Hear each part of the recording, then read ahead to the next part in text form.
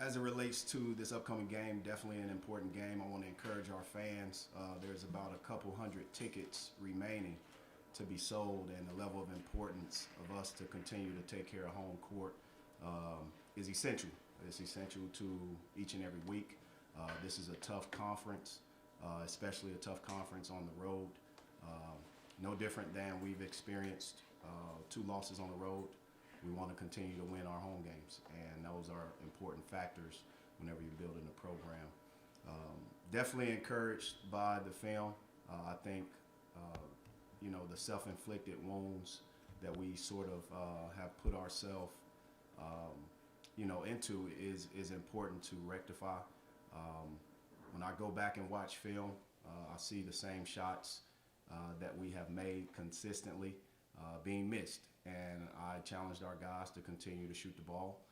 Don't allow the sort of outcome to impact our process, because our process has been implemented, and I don't want our guys to, lose those confidence shooting the basketball and playing as aggressive as they can. Defensively, I think we have to continue to put ourselves in position. When I mean by position, not over-rotating, being caught in rotations, but also being able to close out possessions. Is there a correlation? A lot of people will say that to play maybe kind of a fast-paced defense, and the defense you want to play, is there a relation to making shots, helping set that up at all?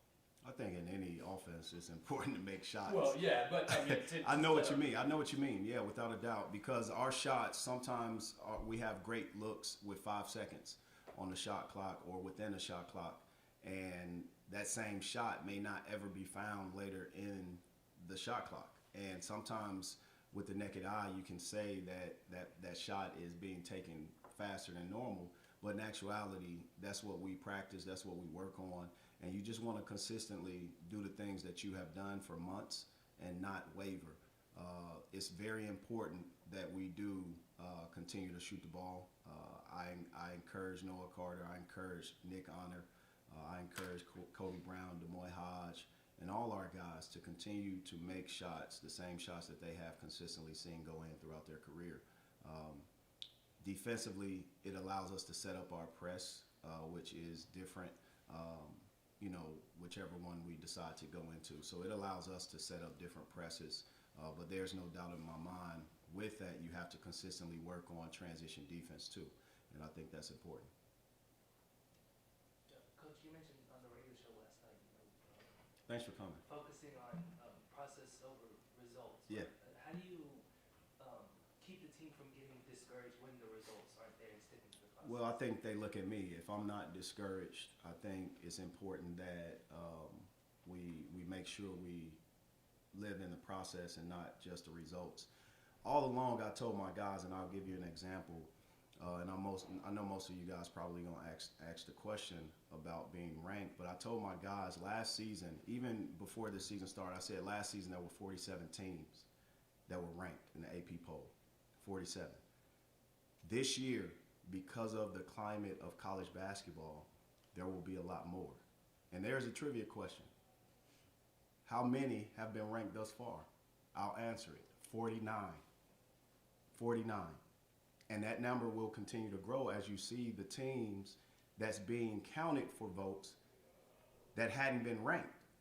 That number will change. This is the new climate of college basketball, and this is one of the reasons why it's important that we analyze and understand the growth of the NCAA tournament. I think you have to go with the process over the results because teams change throughout the year. There's different things that calcifies us. There's different things and different events that allows us to continue to grow. But also there's no equation for who's in the top 25. The only top 25 that counts is the one on April 4th. That's the only one. And I don't want that result to impact my guys, because ultimately it's important that we continue to move forward and do the things that we do. It's important that our fans understand that as well. I think it's important that, the young people understand it. And I want to continue to educate my guys, educate my players on what it is. There was 11 teams lose that were ranked last week, I believe. That's an all-time record, right? never been done. So it lets you know the climate of college basketball. It lets you know the growth of each team every year, but also how important it is to take care of the rhythm of your season. And right now, we're not in that rhythm that allowed us to be voted in. Right now, we're voted out, and that's okay, and that's results. But I'm still concerned about the process. Let's stay in the process and do the things that we know we can do. There's a lot of basketball left. 2/3 of a conference season left for each team. That's a lot of basketball. Dennis, all the different defensive packages you use, can you do that with a veteran team? Does that make it easier, or do you always plan to have this many kind of different looks, different zones, different presses? Well, I've done it consistently. I think it's important. It's just what I've been a part of, whether it's the style I played in high school with my high school coach, or even the things that I look at as important. I think the least taught area in basketball is press break. That's what I think. And ultimately, you look at the different coaches that have pressed, but also the different coaches that have zoned. It's a reason why, the 2-3 zone is so infamous up in Syracuse. There's a belief and not a change. Now, late in game, they will press. Late in game, they will probably extend, but that's what his DNA is, and he's a Hall of Fame coach. Coach B's done a great job up there. But that's just my identity of what I think is important and how I see the game and how I always teach it. Pretty unusual to get a team twice within 2 weeks. Does that do anything to, speed up or help the scouting and the preparation when you've seen them so recently? I think it's important to realize that you'll do it more often than not. The other part you'll do it in is the end of the season into the conference tournament. And I would rather get a sense of that now and see how we can react to the scout versus doing it then, and at least it gives us a sample size of what and how quick of a turnaround, but also adjustments from player to player that needs to be made. I think that's important to see your team in addition to your staff, see how we all respond to that. Two good teams, I think. You look at Arkansas, I believe they're in the top 25 again, number 25, and they're on a 3-game losing streak. So it's one of those things where it's going to be a scrappy game. I think it'll be Coach Musselman, his personality, his players are going to obviously take on that, and we'll continue to play our style of basketball and what we do. I thought it was a great game in Fayetteville. I thought we were able to see two teams, persevere a little bit through ups and downs, but also I think we came out in the first half, and I thought they came out in the second half and did a good job.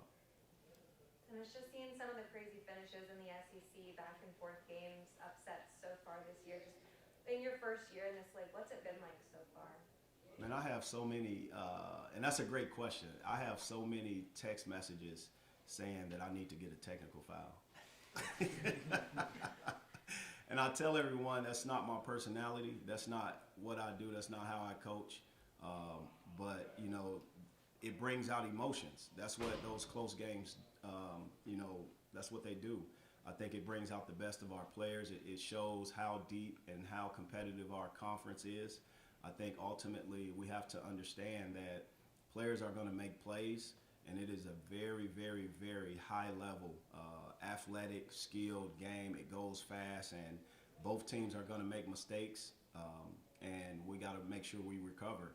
I'm just thankful that we get back at home and play a game in our comfort, but also we can use our fan support. I think that's very important with a young team, a team that's in this stage, to be able to use that source of energy as well.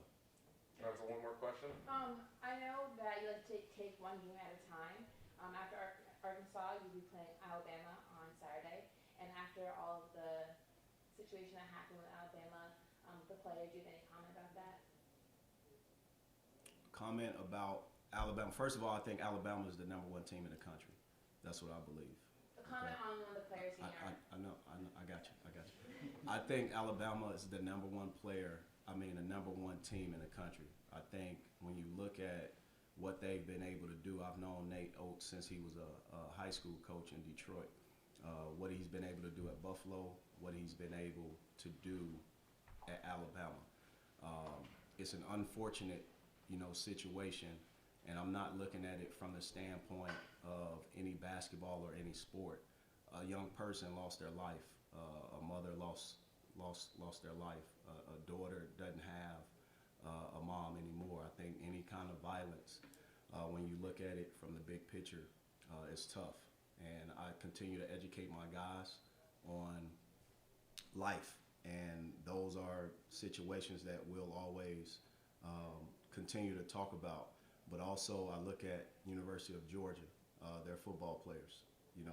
That's a senseless accident, and I know the program who just won a championship hurt. Someone lost a daughter, someone lost a son. They have lost friends. That violence type of deaths, it's tough. And you look at Virginia.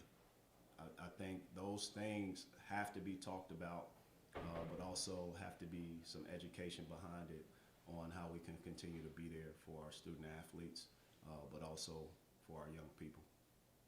All right, thanks, Coach. MIZ.